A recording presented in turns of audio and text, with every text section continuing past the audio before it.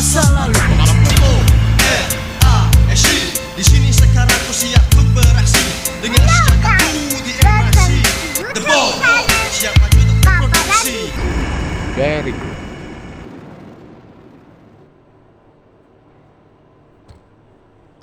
So, ayan. Pauwi na ako.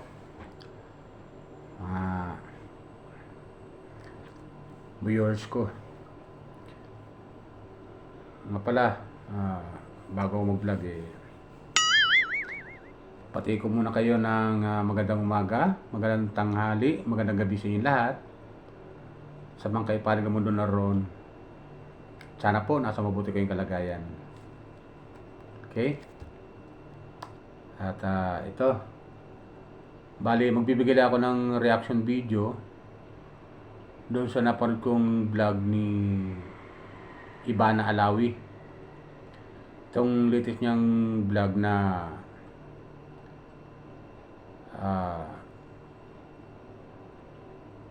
pinabanggatan niyang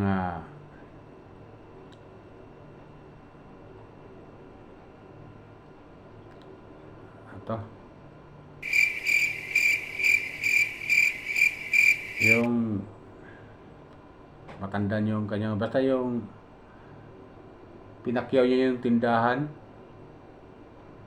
binayaran niya ng 80,000. Kalimutan yung pamagat nun Basta yun, napanood ko yun. Ito ay magbibigay ako ng reaction doon sa ginawa niya. Alam niyo po mga viewers ko, yung ginawa ni Ivana Alawi, napakagandang halimbawa yon sa isang vlogger o masabi na rin charity vlogger, kasi si Ivana Alawi noon pa naman tumutulong na, nagcha-charity na siya sa kanyang pagbablog. So alam mo, nakakatuwa kasi bili niya yung buong tindahan na yon, yung mga paninda roon, lahat-lahat, at ipinamahagi niya. Galing ya. Ito nakakatuwa roon kasi lahat nung binalot nila yung mga paninda na yon, lagyan sa isang eco bag at saka nila pinamahagi sa bawat madadaanan nila sa daan ng mga kababayan natin. Totoo ba yan? Kaya yung masasabi ko talaga doon, napakaganda ng ginawa ni Ivana Alawi roon. Marami mga kababayan natin ang naabutan ng kanyang tulong doon sa pinamili niya mga paninda na pinakyaw niya. Nagkakalaga nga ng 80,000 yun So napanood ko sa kanyang video upload. Napakaganda, nakakatuwa. Kahit ako na nanonood natutuwa ako. Alam niyo po, bilang isang viewers, pag mga ganyan mga napapanood kong mga charity vlogger, isa ako sa nagta-thumbs up kaagad yan. Kasi ikaw ba naman na bilang isang charity vlogger, pili mo ba na yung buong paninda at pinamigay mo lang din sa mga nangangailangan ng kabayan natin. Wow! Napakagandang halimbawa yon. Sana lahat ng charity vlogger ay ganun, dapat namimigay, namamahagi doon sa mga taong nangangailangan. Na hindi kayang bumili ng ganun agad-agad, ganun karami. Pero ang masabi ko lang, sana masundan pa yan, Miss Ivana. Alam mo naman, hindi naman ako sa'yo talaga Simple ka lang, pero kahit celebrity ka, pero makikita namin sa sarili mo talaga na talagang napakabait mo talaga. Napakabait mo. Galing ya. Hindi dahil sa nakabidyo. or naka-vlog. Pero mas maganda nga kasi naka-video eh. Kung ikaw mamamahagi rin lahat naka-video, napakaganda kasi maraming manonood at maraming hanga at maraming natutuwa. Kasi nakikita namin. Kasi yung mga sabi na mamahagi pero di naman nabibidyo, hindi masyado kami naniniwala doon. Bagamat totoo, sinasabi lang, pero hindi kami basta naniniwala doon. Iba talaga yung nakikita ng tao.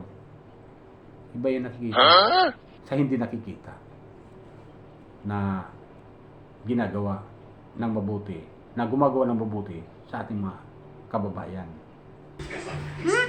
Bola mo lang ako. Na nangangailangan.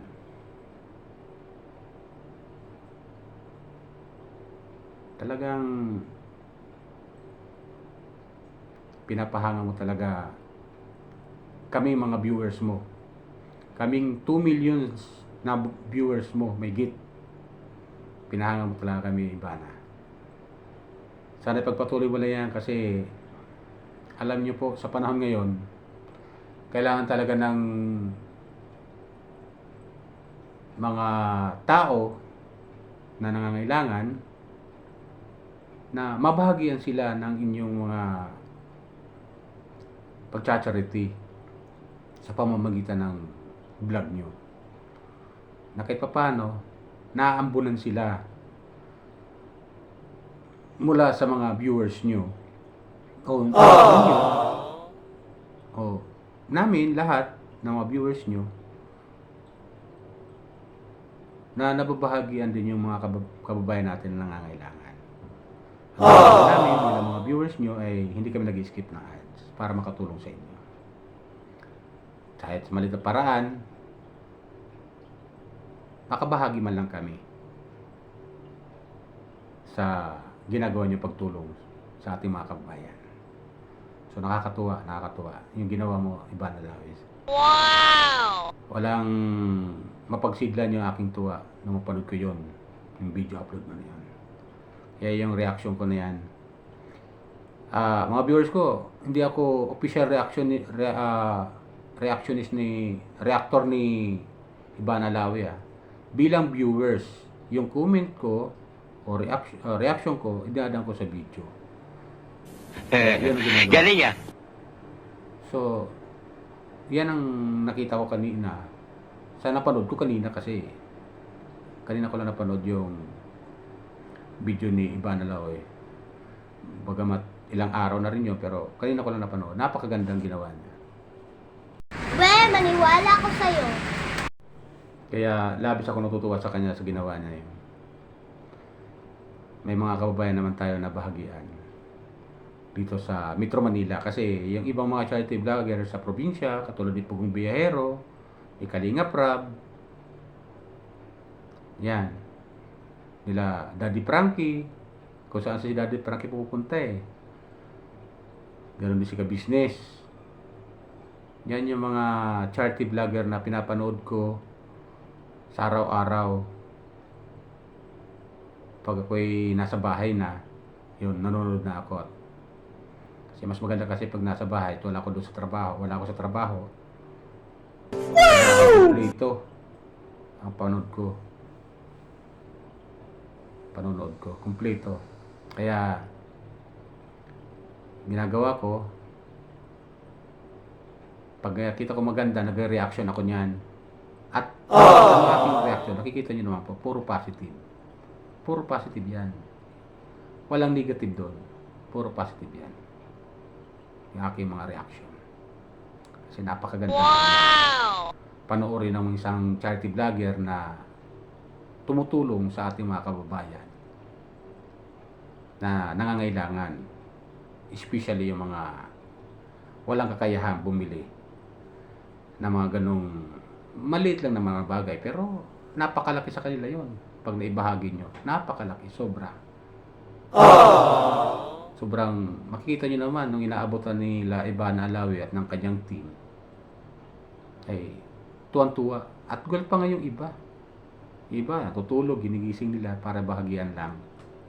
Ganon, doon nakakatuwa yun. Wala mapagsidla yung tuwa nun. Kaya tama yung ginagawa mo, Ivana Alawi. Shoutout sa iyo, Ivana Alawi ha. Shoutout. Sana mapanood mo itong aking upload video. At pakisubscribe na rin. Bilang nga pala, paalala ko lang ha. Pakisubscribe, like, and share sa aking YouTube channel, Randy Chinel. At pa-comment na rin below kung anong magiging comment nyo dun sa aking mga video upload regarding sa mga hinahangaan ko mga charity vlogger. Pwede ba ilayo mo sa akin to? Ayoko makita ito. Maita ulo ko. Kaya ang masabi ko lang, sana pagpatuloy nyo lang yan, Miss Ivana, ipagtulong sa ating mga kababayan. Yan lang masasabi ko talaga. Napakagandang ginawa mo. Napakaganda. Bilhin mo ba na yung buong tindahan, tapos yung binili mo na yun, nang bilhin mo yun, pinamahagi mo. So napakaganda. Sana lahat ng charity vlogger ay ganun. Ganun dapat. Huwag kayong sa mga basher na kesyo naka-video ganyan. Huwag yun. Kasi mga negative thinking yung mga taong ganun. Pagpatuloy nyo lang yan.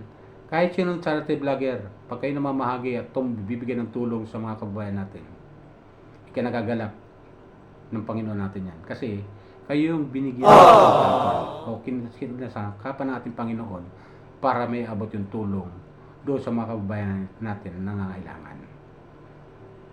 Gumawa siya ng paraan at sa pamamagitan nyo nga, kayo ang gumagawa ng nagbabahagi sa kanila na galing yan sa Panginoon. Alam ko naman, ang lahat ng yan, bigyan kayo ng binuksan ng isipan ninyo kung paano kayo tumulong sa kapwa. Panginoon lahat ang may gawa niyan. At kayo lang ang namamahagi. Kinakasangkapan kayo ng ating Panginoon.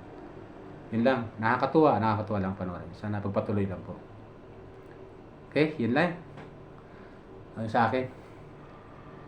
Paalala ko lang ulit.